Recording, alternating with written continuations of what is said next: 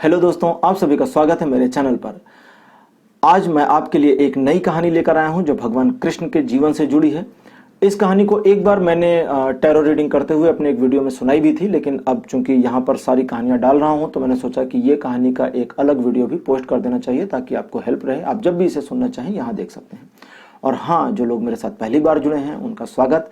मैं एक tarot card reader हूँ और जैसा कि आप स्क्रीन पर देख सकते हैं मेरे मेन चैनल का लिंक दिया गया हुआ है।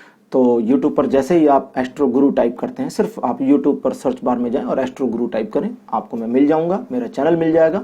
आप वहां पर जाएं, देखें, बहुत सारी टैरो रीडिंग मैंने करी है अलग अलग टॉपिक्स पर। मेरे चैनल को सब्सक्राइब करें और इस चैनल को भी सब्सक्राइब करके रखें। तो चलिए आज की कहानी को शुरू करते हैं।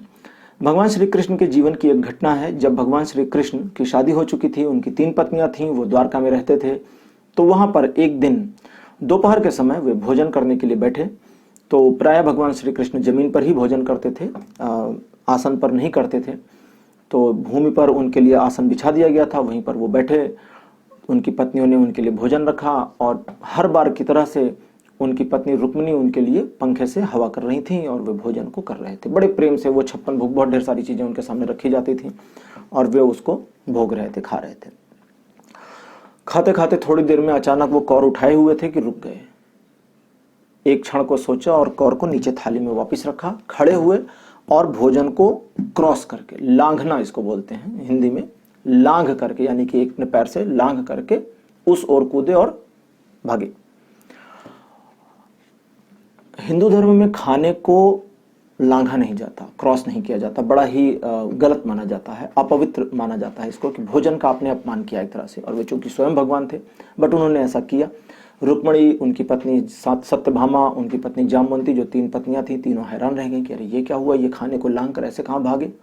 तीनों उनके पीछे उस तरफ चली और वे भागे जा रहे थे, महल के मुख्य द्वार की तरफ दौड़े जा रहे थे, एकदम से दौड़े जा रहे थे। नॉर्मली वो क्या था, उनका जो पादुका, चरण पादुका वगैरह वो पहनकर, चरण पादुका मतलब जूते पहनकर जाते थे, लेकिन वो खाना तो नंगे पैर ही खाते थे। खाने खाते समय वो चप्पल जूते सब निकाल देते थे तो नंगे पांव ही भागे थे, हाथ में जूठन लगी हुई थी और वो दौड़े जा रहे थे। बीच में जो लोग थे, सैनिक वगैरह, महल के कर्मचारी, वो देख रहे हैरान, अरे कृष्ण महाराज इतनी जल्दी कैसे भाग रहे हैं, इतनी जोर से कहां जा रहे हैं, क्या हो गया।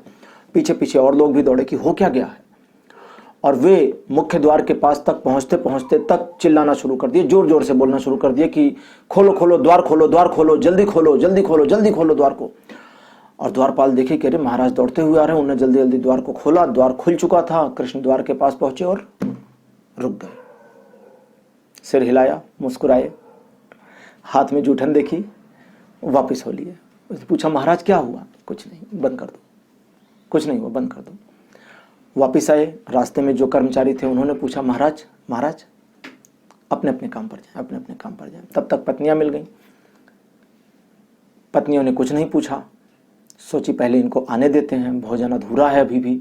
कृष्ण वापस पहुंचे, फिर से बैठ गए और वो कौर जो छूटा हुआ था उसको उठाया और मुंह में डाल लिया और प्रेम से फिर से खाने लगे। एकदम ऐसे जैसे कुछ हुआ ही नहीं, एकदम नॉर्मल, कुछ हुआ ही ना हो। लेकिन पत्नियां भी हैरान थी कि क्या हुआ। तो रुक्मिणी ने पूछा कि आपने पहले कभी ऐसा कुछ किया नहीं, आप क्या करते हैं, ऐसी ऐसी चीजें करते हैं कि हम हतप्रभ रह जाते हैं, मतलब वंडरफुल, आश्चर्यचकित रह जाते हैं, फ्लमक्स रह जाते हैं। एकदम से बौराए हुए भागे, खाना छोड़कर भागे, नंगे पैर भागे, खाने को लांघ कर भागे, क्या हो गया था। तो कृष्ण बोले कुछ नहीं, एक भक्त मेरा है जिसे लोग पत्थर से मार रहे थे और वो कुछ नहीं कर रहा था, मार खा रहा था। अचानक उसको मदद की जरूरत थी तो मैं भागा, मदद करनी थी। मेरा भक्त है, मुझे याद करता रहता है, मुझे याद भी कर रहा था, तो उसकी मदद को दौड़ा था। तो सत्यभामा ने कहा फिर द्वार से वापस क्यों आ गए। सत्यभामा थोड़ा सीरियस लेडी थी, कम बोलती थी बहुत समझदार थी। सत्यभामा के बारे में भी एक कहानी है, टीम मेरी नोट कर ले, सत्यभामा का नाम नोट कर लीजिए बस। तो उस कहानी को भी किसी दिन मैं सुनाऊंगा, जिसमें सत्यभामा हैं, उनकी पत्नी सत्यभामा उनका नाम था, भगवान कृष्ण हैं और देवऋषि नारद हैं। तो इन तीनों की कहानी बड़ी मनोरंजक, बड़ी मजेदार है। इसलिए मैं कहता हूं मेरे चैनल को सब्सक्राइब करके रखें, पकड़ कर रखें, इसका बेल आइकन प्रेस कर दें ताकि नोटिफिकेशंस बजनी शुरू हो जाए जब मैं नई स्टोरीज डालूं। बहुत मजा आएगा आपको। और जब इस पर स्पिरिचुअल वीडियोस डालूंगा तब फिर देखिएगा। खैर अभी उसके बारे में बताऊंगा नहीं, उसके बारे में भी थोड़ी सी प्लानिंग चल रही है कि उसका सेटअप क्या होगा। कहानी पर वापस आते हैं ना, वो कहानी में मजा नहीं आता अगर कुछ और करने लगे। तो कृष्ण से पूछें कि क्या हो गया था, ऐसे बौराए हुए से क्यों गए, खाने को लांघ कर क्यों गए, खाना लांघते नहीं है, पता है आपको? कृष्ण बोले हाँ पता है। वो खा रहे थे, जो नीचे किए खा रहे थे प्यार से, मुस्कुराते हुए। उन्हें पता था कि अब इनको तो कारण जानना है। तो उन्होंने पूछा क्या हो गया, क्यों भागे ऐसे बौराए हुए? तो कृष्ण ने कहा मेरा एक भक्त मुझे जो याद करता रहता है, मेरी भक्ति में है, लोग उसे पत्थर से मार रहे थे और अचानक उसे मदद की जरूरत पड़ गई, तो मैं भागा, दौड़ा मदद को, क्योंकि अचानक जरूरत पड़ गई थी। तो सत्यभामा ने पूछा कि तो द्वार से वापस क्यों आ गए, गए क्यों नहीं मदद करने? तो कृष्ण ने उनकी ओर देखा और कहा प्रिय जरूरत नहीं रही। उसने पूछा मतलब? तो बोले उस भक्त ने मेरे द्वार तक पहुंचते पहुंचते तक हाथ में पत्थर उठा लिया और वो भी उन लोगों पर फेंकने लगा। अब लोग उसके ऊपर पत्थर फेंक रहे हैं और वो लोगों पर फेंक रहा है, दोनों आपस में समझ लेंगे, मेरी जरूरत खत्म हो गई, तो मैं वापस खाना खाने आ गया। कहानी यहीं खत्म होती है। ये कहानी हमें एक सीख देती है। कभी कभी जैसे मैंने टैरो रीडिंग भी करी थी कि जिनने आपके साथ बुरा किया उनका कर्म उनको क्या देगा, उनका कर्म उनको तब देगा जब आप बीच से हट जाएंगे। अगर आप बीच में खड़े हैं, ईश्वर उनके बीच में आप हैं, तो ईश्वर नहीं आने वाले आपकी मदद को। ये कहानी मैंने इसीलिए डाली कि आप इसको समझें। मैंने उस समय भी जब टैरो रीडिंग में ये कहानी बताई थी तो उसमें भी मोटिव इस कहानी का बताया था कि मोटिव इसका ये, कई बार होता है ना कि आप तकलीफ में हैं, लोग आपको परेशान कर रहे हैं और आप बदला लेने की कोशिश कर रहे हैं और उनका कुछ बिगड़ नहीं रहा और उनकी जिंदगी अच्छी चल रही। उसका रीजन ये है कि आप कोशिश कर रहे हैं, आपने पत्थर उठाया और आप भी मार रहे हैं, भले 10 पत्थर आपको लग रहे हैं लेकिन एक आप मार रहे हैं। तो ईश्वर की जरूरत नहीं है। कृष्ण कहते हैं फिर मेरी जरूरत नहीं, वो आपस में निपट लेंगे, मैं क्या करूं जा करके। लेकिन कृष्ण दौड़े क्यों थे? खाना छोड़कर दौड़े थे, नंगे पांव दौड़े थे, भगे थे जोर से, ऐसे भगे जैसे आग लग गई हो, क्योंकि मदद की जरूरत अचानक आ पड़ी थी। तो इससे समझें कि ईश्वर आपके प्रति इतने सेंसिटिव हैं कि वे अपना खाना छोड़कर दौड़ गए। कृष्ण ने गीता में भी कहा था, हे पार्थ जो मुझे भजता है मैं उसे भी भजता हूं। भजता मतलब जो मेरी पूजा करता है मैं उसकी भी पूजा करता हूं। मैं उधार नहीं रखता पार्थ।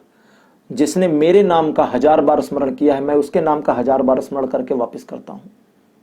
जिसने मुझे पुष्प अर्पित किए मैं उसे भी पुष्प अर्पित करता हूं, उसके जीवन में पुष्प की वर्षा करता हूं, जीवन में चीजें बेटर करता हूं, कुछ भी कर्जा नहीं रखता, क्योंकि मैं सर्वशक्तिमान, वो कहते हैं मैं सच्चिदानंद घन परमेश्वर हूं।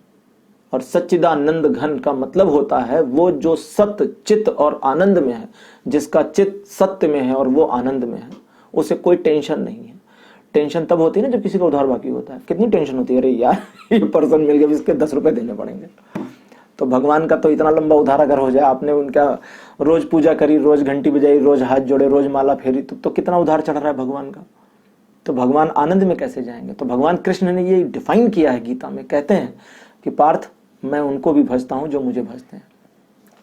तो अगर आपकी लाइफ में आप किसी तरह की प्रॉब्लम में हैं और आप ईश्वर की शरण में हैं तो उनकी शरण में चले जाएं। दूसरों का बुरा ना करें, दूसरों का बुरा करने की इंटेंशन भी ना रखें। कोई आपके साथ अगर बुरा कर देता है तो छोड़ दें, सोच लें कि ठीक है इनने जो करना था किया, ये जाने भगवान जाने।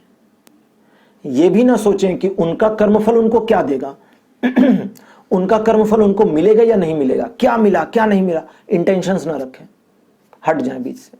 जब उनको मिल जाएगा और ईश्वर चाहेंगे तो आपको पता चल जाएगा, ताकि आप भी थोड़ा सांत्वना पा सकें, संतुष्ट हो सकें।